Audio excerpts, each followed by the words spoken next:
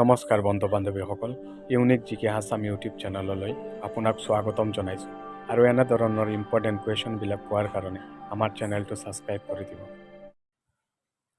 নিম্নলিখিত তলৰ কোনখন গ্ৰন্থ ভৱানন্দ দত্তৰ ৰচনা? অপশ্যন এ দৃষ্টি আৰু দৰ্শন, অপশ্যন বি সাহিত্য আৰু সত্য, অপশ্যন চি তৰংগ, অপশ্যন ডি শংকৰদেৱ। আৰু শুদ্ধ আনচাৰটো হ'ল অপশ্যন এ দৃষ্টি আৰু দৰ্শন। নেক্সট কুৱেশ্যন, যোৰহাট সাৰ্বজনিক সভাৰ প্ৰতিষ্ঠাতা কোন? Option A Nilmani Phukan, option B Jagannath Barua, option C Mitradev Mahanta, option D Tulsi Narayan Sharma. আৰু শুদ্ধ আনচাৰটো হ'ল option B Jagannath Barua. Next question, Assam association কেতিয়া গঠন কৰা হৈছিল?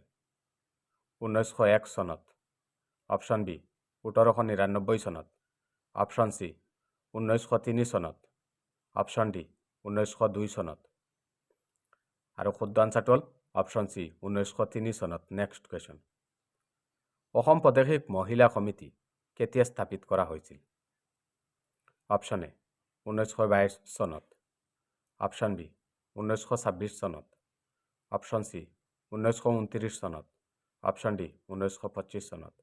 আৰু শুদ্ধ আনচাৰটো হ'ল অপশ্যন বি 1926 চনত। নেক্সট কুৱেশ্যন, 2023 চনত অসম সাহিত্য সভাৰ অধিৱেশনত ক'ত অনুষ্ঠিত কৰা হয়? Option A Dibrugarh, option B Majuli, option C Nalbari, option D Narayanpur. আৰু শুদ্ধ আনচাৰটো হ'ল option D Narayanpur. Next question, প্ৰথম অসমীয়া আধুনিক নাট কোনখন? অপশ্যন এ জীৱনৰ বাটত, option B Ramnavami, option C Ramdhenu, option D এটাও নহয়। আৰু শুদ্ধ আনচাৰটো হ'ল option B Ramnavami. Next question, আহোমসকলৰ প্ৰথম ৰাজধানী ক'ত আছিল?